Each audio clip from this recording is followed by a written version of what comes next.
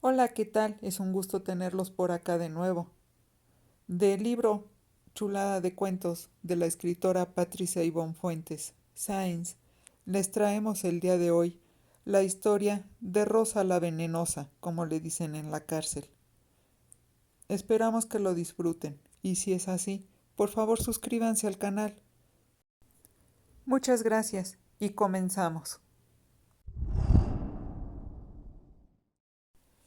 Doña Facunda pasaba gran parte del día y de la noche en su cama, porque tenía mala salud, ya tenía años sin salir de su casa.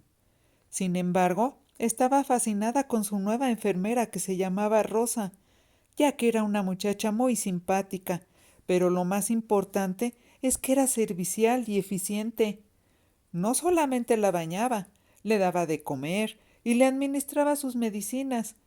Además, y por su propia iniciativa, le leía libros, le platicaba anécdotas de su rancho, le masajeaba los pies y le hacía lindos peinados. Hasta le había abierto una cuenta en Facebook y le había enseñado a usarla. Le había indicado cómo poner fotos, ver videos y hacer solicitudes de amistad. Y doña Facunda ya tenía más de 4,000 amigos. Conocidos suyos así de carne y hueso, nada más eran como 20, pero todos los demás eran amigos virtuales, y como doña Facunda se la pasaba comentando y dándoles like a todo lo que publicaban sus muchos amigos virtuales, pues ya se había convertido en una persona muy popular en esa red social. La soledad de doña Facunda había quedado atrás. Se sentía contenta porque aparte de que su vida virtual había venido a darle una distracción muy grata, también ya estaba muy acostumbrada a la compañía de la muchacha. Y es que Rosa siempre estaba de buen humor, y doña Facunda pensaba que había tenido mucha suerte en poder contratar a alguien como esa muchacha. Hasta le parecía que estaba mandada por Dios. Claro que otra cosa muy distinta hubiera pensado la anciana, de saber que más que mandada por Dios, parecía enviada del diablo, porque Rosa tenía planes muy malvados, y ya los había empezado a ejecutar, poco a poco, para pasar desapercibida, para que nadie se diera cuenta de sus malas intenciones. Resulta que doña Facunda solamente tenía un hijo, se llamaba Eustaquio. Lo había tenido ya grande, a los 40 años, cuando ella misma pensaba que nunca tendría descendencia. Ahora su hijo ya rondaba los 45 años, y como siempre estuvo entregado a los negocios y al trabajo, hasta la fecha no se había casado ni había tenido hijos. Rosa sabía muy bien que 2 veces al mes iba el señor Eustaquio para pagarle sus respectivas quincenas, y aparte aprovechaba para hacer una visita a su madre.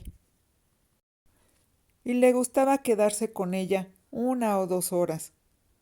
Sería porque no la veía a diario, o más seguramente porque cada vez era más notorio, pero ya tenía tiempo desde que Rosa había estado notando cambios en el aspecto de Eustaquio.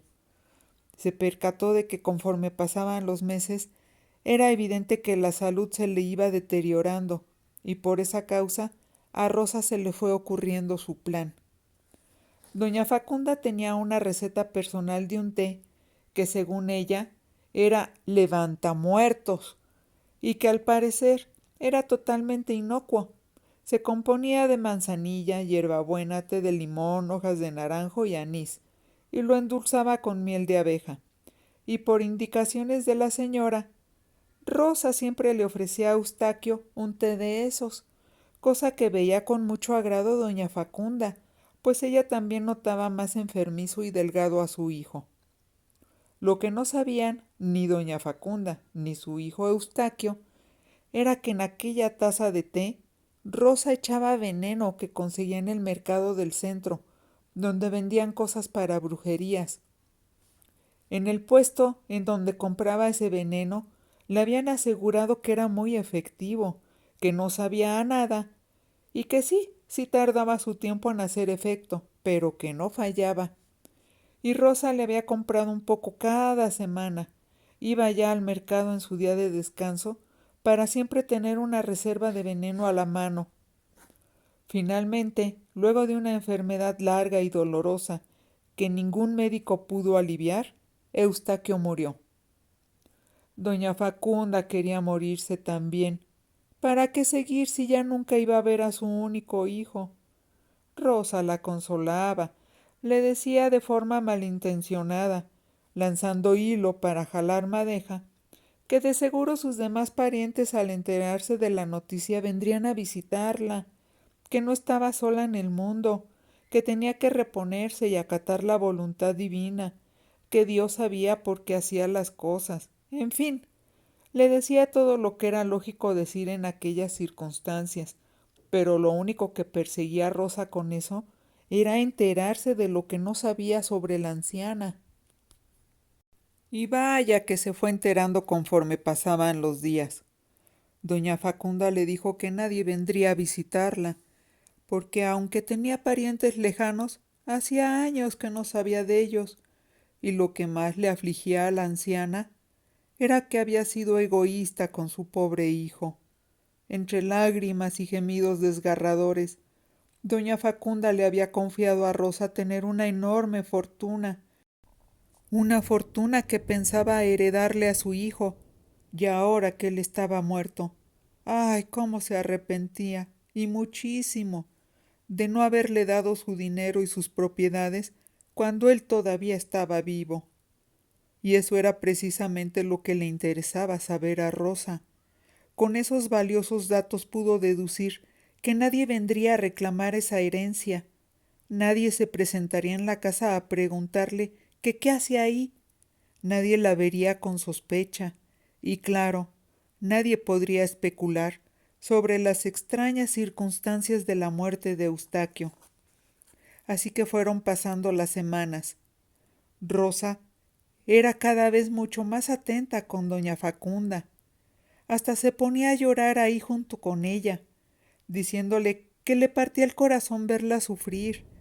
Le pedía que por favor tratara de verla a ella como a una hija, que ella nunca la abandonaría, que la seguiría cuidando, que ella la quería muchísimo y que ella ya la veía como a una madre.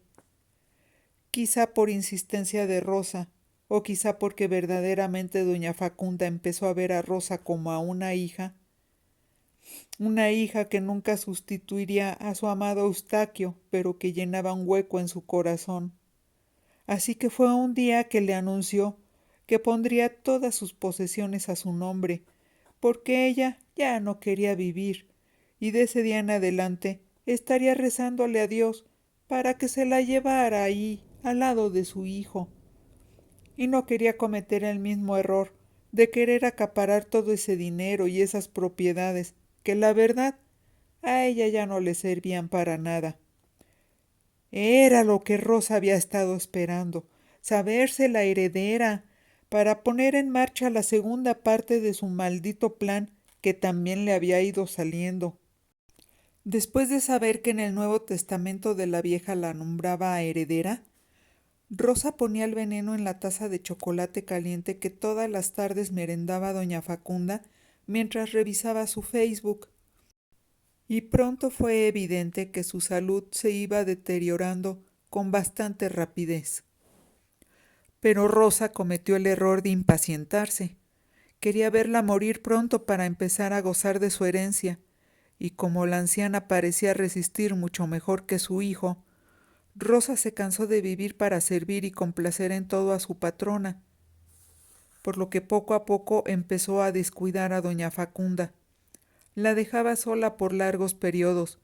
A veces le llevaba la comida fría, mal hecha. Pasaba por alto los horarios de los medicamentos y no le cambiaba el pañal tan frecuentemente como le gustaba a la anciana, a pesar de saber que si la dejaba con el pañal sucio más horas de lo normal, eso le provocaba rozaduras dolorosas y muy incómodas.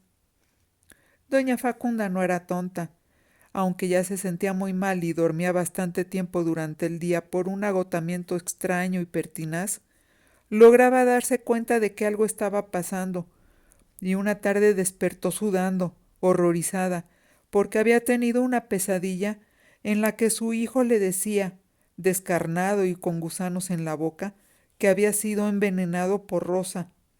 Doña Facunda estaba aterrada. Claro, eso era lo que había pasado. Llena de sufrimiento, la anciana se preguntó cómo era posible que no lo hubiera deducido por ella misma. La enfermedad de Eustaquio comenzó poco tiempo después de haber contratado a Rosa, y ella misma se sentía extrañamente muy mal y había empeorado de salud justo después de haber hecho su testamento a nombre de Rosa. Todas estas especulaciones las empezó a publicar doña Facunda en su cuenta de Facebook. Al principio, a ninguno de sus amigos virtuales pareció interesarle, pero pronto empezaron a comentarle, a escribirle diciéndole que llamara a las autoridades. Una mujer le sugirió publicar una foto de Rosa para que todos conocieran a la envenenadora. La mayoría de los que comentaban lo hacían en son de chunga, como si aquello fueran ocurrencias seniles de la anciana, malas bromas. Pero algunos cuantos sí que se lo tomaron en serio y no se perdían ninguna de sus transmisiones de videos en vivo, a pesar de que a veces doña Facunda desvariaba y decía puras incoherencias y sandeces. Ya a últimas fechas hasta se quedaba dormida mientras hacía su transmisión en vivo. Sin saber que había esa fuga de información, pensando que estaba cometiendo el asesinato perfecto otra vez, Rosa seguía maltratando a doña Facunda y deseando que pronto se muriera. Sin embargo, aconsejada por sus amigos virtuales, un día doña Facunda decidió enfrentarla. Ya sabía que a partir de ese día Rosa la trataría peor, o quizás finalizaría su tarea y la mataría de una vez por todas, pero no le importaba, porque por una parte ya no quería vivir, esa era la verdad, y por la otra parte, ahora lo único que le interesaba y que la mantenía con vida era poder desenmascarar a esa maldita asesina, bastarda, hipócrita que merecía terminar en prisión hasta que se pudriera la maldita. Cuando doña Facunda la enfrentó, Rosa se enfureció ante las acusaciones. La tildó de vieja loca, de histérica y fantasiosa. Aparte, le gritó que ya estaba harta de limpiarle la mierda y de atenderla. Y finalmente, sin siquiera haberse fijado que el celular de la anciana estaba colocado en un lugar estratégico para estar grabando y transmitiendo todo lo que pasaba en la alcoba, Rosa terminó aceptando haber matado a Eustaquio y de pilón estarla matando lentamente a ella también. Rosa fue a la cocina. Quería darle el resto del veneno que le sobraba a la maldita anciana, así que lo diluyó en agua de la llave y regresó a la habitación, decidida a obligarla a bebérsela toda, o se la metería a la fuerza por su asquerosa boca. Pero antes de poder empezar, unos fuertes golpes en la puerta de la calle la interrumpieron. Rosa se quedó congelada por la sorpresa. Nadie iba a la casa. Entonces, ¿quién podría ser? La respuesta le llegó por sí sola. Los gritos insistentes anunciaban que se trataba de la policía. ¿Qué carajos había pasado?, se preguntó a sí misma, histérica, y la astuta doña Facunda le despejó la incógnita. Le informó que estaba transmitiendo desde hacía mucho rato en vivo, por Facebook, y que por eso la hizo caer en la trampa, por eso la indujo a confesar sus crímenes. Y ahora muchos de sus amigos virtuales habían viralizado el video y otros más inteligentes que los primeros habían llamado a la policía para denunciar lo que estaba pasando. La policía tuvo que tirar la puerta, porque Rosa se negaba a abrir. Los uniformados entraron a la casa justo a tiempo, pues habiéndose perdida, Rosa quiso matar a doña Facunda con sus propias manos. La separaron a tiempo de la anciana, a la que ya estaba estrangulando. Detuvieron a Rosa, quien totalmente fuera de sus cabales, no dejaba de resistirse y de gritar. Rosa intentó negarlo todo, pero estaba la prueba irrefutable del video en el que le confesaba su crimen a doña Facunda, y los policías testificaron haberla interrumpido en su intento de homicidio con la anciana.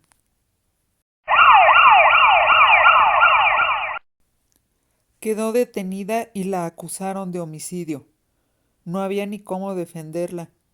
Su abogado de oficio hizo lo que pudo, pero con la convicción interna de que perdería el juicio, y Rosa alcanzaría la pena máxima, lo que de cierta manera le daba gusto al leguleyo, porque desde el principio aquella clienta tan loca y despiadada le había caído gorda.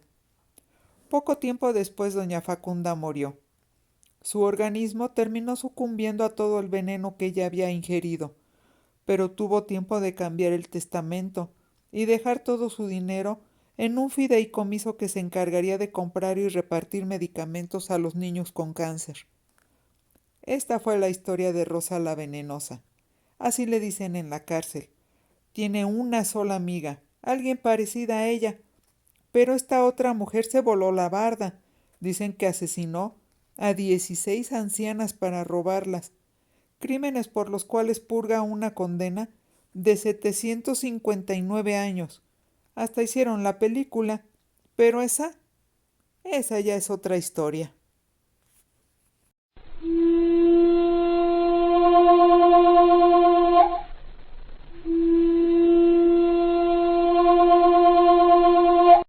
Por favor, no se te olvide suscribirte.